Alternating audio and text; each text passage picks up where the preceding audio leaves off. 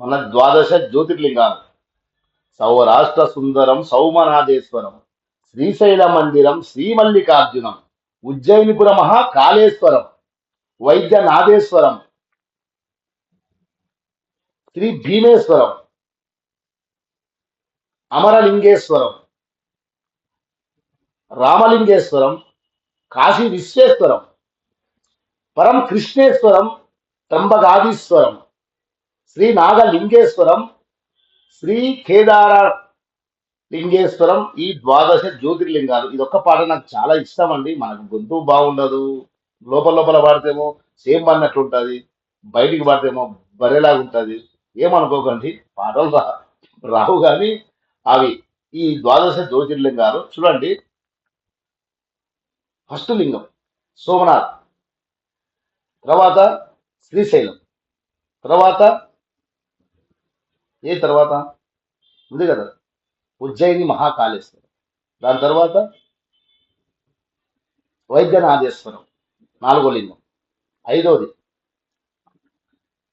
శ్రీ భీమలింగేశ్వరం, తర్వాత అమరలింగేశ్వరం, తర్వాత రామలింగేశ్వరం, కాశీ రామేశ్వరం, తర్వాత కాశీ విశ్వేశ్వరం, తర్వాత పరం కృష్ణేశ్వరం, దాని తర్వాత పదోది త్రయంబకాదీశ్వరం, 11వది నాగలింగేశ్వరం, 12వది కేదారలింగేశ్వరం. అంటే కేదార్నాథులు ఉంటుంది, చార్ధాంలో ఒకటి. ఇది మన భారతదేశంకి ఎన్ని చరిత్రలు ఉన్నాయి, ఎంత సనాతన ధర్మం ఉంది, ఎంత పాండిత్యం ఉంది. మన ఇంగ్లీష్ వాళ్ళు ఆ తుర్కిష్లు వచ్చి ఆ నలందాని ఆ తక్షశిల విద్యాలయాన్ని కాల్చుకుంటే మనకి ఇంకా చాలా ఉండేదయ్యా. ఇవన్నీ తీసుకుపోయి వాళ్ళు కొల్లగొట్టి వాళ్ళే విమానాలు కనిపెట్టినట్లు, వాళ్ళే బస్సులు కనిపెట్టినట్లు మన మన దాన్ని తీసుకెళ్ళి మన వాళ్ళు కూడా తప్పేం చేసిందంటే వాళ్ళ లోపలికి రానిచ్చిండ్రు. అలెగ్జాండర్ ఇండియాకి వచ్చి ఓడిపోయిండు, తెలుసా మీకు? గుజరాత్ దగ్గర ఓడిపోయి వెళ్ళిపోయింది. పోయి మళ్ళా ఇలా మన బాబిలోన్లో చనిపోయిండు ఆయన.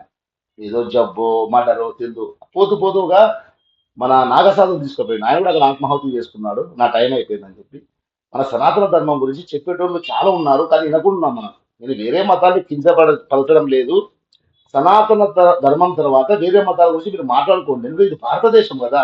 నేను పోయి శ్రీశైల మందిరం శ్రీ మల్లికార్జునం అంటే నన్ను జెరూసలేము అక్కడ దేశాలు ఉన్నాయి కదా, వాళ్ళను కొట్టి చంపుతారు. ఎందుకంటే వాళ్ళకి పడకుండా ఉంది.